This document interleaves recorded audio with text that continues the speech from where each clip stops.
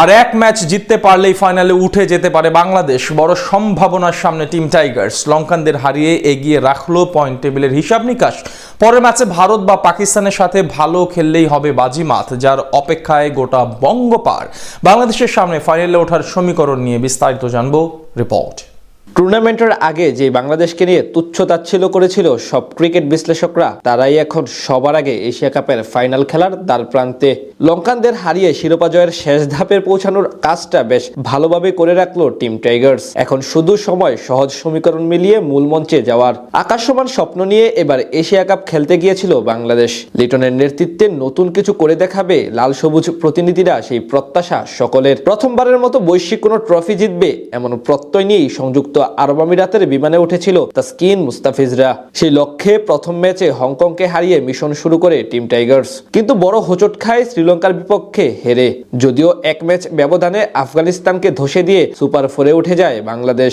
সেখানে এবার কুশাল মেন্ডিসদের বিপক্ষে দারুণভাবে বদলা নিল লিটন বাহিনী, আর প্রথম ম্যাচ জিতে যেন এক পা দিয়ে রাখলো 2025 এশিয়া কাপের ফাইনালে। 8 দলের টুর্নামেন্টে ইতিমধ্যে বাদ পড়ে গিয়েছে 4 দল। তারা হলো স্বাগতিক সংযুক্ত আরব আমিরাত, ওমান, আফগানিস্তান এবং হংকং। সেখান থেকে গ্রুপ পর্বের বাধা টপকে এসেছে শ্রীলঙ্কা, বাংলাদেশ, ভারত এবং পাকিস্তান। এখান থেকে প্রতিটি দল সবার সঙ্গে একবার করে মুখোমুখি হবে। যেই ধারাবাহিকতার প্রথম হিসেবে বাংলাদেশ জয় তুলে নিল শ্রীলঙ্কার বিপক্ষে। আপাতত বাকি 2 দল ম্যাচ না খেলায় শেষ 4 পয়েন্ট টেবিলের শীর্ষে আছে বাংলাদেশ। এখান থেকে লঙ্কানরা যদি আরেক ম্যাচ পরাজয় বরণ করে তাহলে তারা প্রায় বাদ নিশ্চিত, আর তাদের বাকি 2টি ম্যাচ 2 শক্তিশালী প্রতিপক্ষের সাথে।